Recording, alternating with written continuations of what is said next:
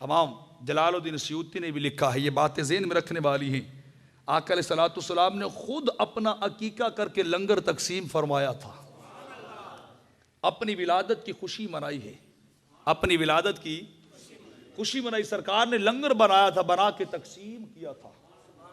हर पीर को अल्लाह के नबी ने रोज़ा रखा है, हर पीर को अल्लाह के नबी ने रोज़ा रखा है। रब तेरा शुक्रिया, तूने मुझे ज़िंदगी अता की है, तूने मुझे इमामुल अंबिया बनाया है, तूने मुझे ताजदार मुरसलीन बनाया है। हर सोमवार को रोज़ा रखा है और अहले मदीना का अमल आज भी यही है। खासुल खास मदीना के लोग आज भी हर सोमवार को रोज़ा रखते।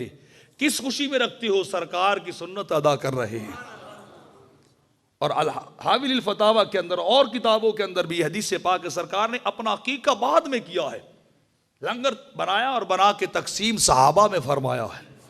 इससे बढ़ के और मिलाद क्या होगा? सरकार खुद लंगर जो है वो तकसीम कर रहे हैं और उम्मत के बड़े बड़े लोगों ने लिखा है